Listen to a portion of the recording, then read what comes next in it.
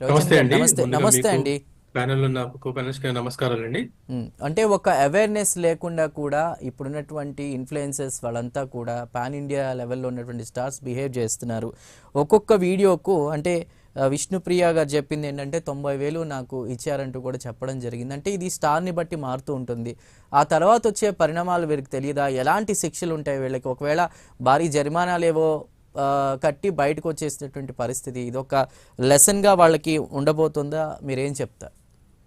ముందుగా ఒక విషయం చెప్పదలుచుకున్నా అండి. Ignorance of law or unawareness of law is not excuse అండి.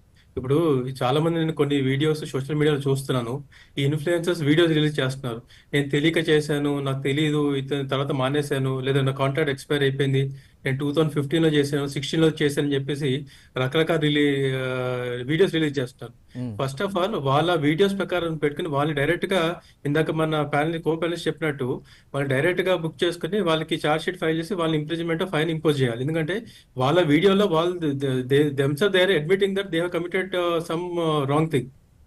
సో అదొక మెసేజ్ వెళ్తుంది. సెకండ్ థింగ్, ఇప్పుడు మీరు అన్నారు చూడండి, ఇప్పుడు ఎండార్స్మెంట్ కి 90,000, ఎండార్స్మెంట్ కి 50,000 చేస్తున్నారు. మనీతో సంబంధం లేండి. ఇప్పుడు తప్పు 10 రూపీస్ తీసుకున్నా, 1,000 రూపాయలు తీసుకున్నా, 1 lakh తీసుకున్నా తప్పనే తప్పే. సో వీళ్ళకి ఎండార్స్ చేసేటప్పుడే దీంట్లో లిగాలిటీ ఏంటి, ఇల్లీగాలిటీ ఏంటి తెలుసుకుని వీళ్ళు ఎండార్స్మెంట్ చేయాలి. ఎందుకంటే ఈ ఇన్ఫ్లుయెన్సర్స్ అనే పదం కూడా చూడండి. ఇన్ఫ్లుయెన్స్ అంటే ఏంటి? వీళ్ళు వేలాది మందిని ఇన్ఫ్లుయెన్స్ చేస్తే కానీ ఇన్ఫ్లుయెన్స్ అనే ముద్ర వచ్చింది. వాళ్ళు ఏదో డబ్బులు వస్తాయని చెప్పేసి ఎవరో ఆర్గనైజర్ వచ్చేసి మీరు ఇంత డబ్బులు ఇస్తాము మీకు ఈ అడ్వర్టైజ్మెంట్ మీరు చేయండి అని చెప్పేస్తే గుడ్డిగా నమ్మడానికి లేదు. అందుకే మన కన్జ్యూమర్ ప్రొటెక్షన్ యాక్ట్ లో కూడా ఈ అడ్వర్టైజ్మెంట్స్ ఎవరైతే మనకి బ్రాండ్ అంబాసిడర్స్ ఉంటారో వాళ్ళు కూడా లైబిలిటీ ఇంపోజ్ చేశారు. ఇంతకుముందు అది లేదు. అదే మన బయట దేశాల్లో అయితే ఆ లైబిలిటీ ముందు ఉంది. మనకి 2019లో తీసుకొచ్చారు. స్పెసిఫిక్ గా ఈ సెలబ్రిటీస్ ఎవరైతే ఎండార్స్మెంట్ చేస్తారో ఉమ్, వాళ్ళకి కూడా పీనల్ లైబిలిటీస్, ఫైనాన్స్ ఇంపోజ్ చేసే అందరూ బోల్డ్ అని ఉన్నాయి. అలాగే ఇప్పుడు మన గేమింగ్ యాక్ట్ వచ్చేస్తే దీంట్లో 2 lines ఆఫ్ డిస్టింక్షన్ ఉంది. ఇప్పుడు నేను ఇందాక చెప్పినట్టు games are based on skill and games are based on chance.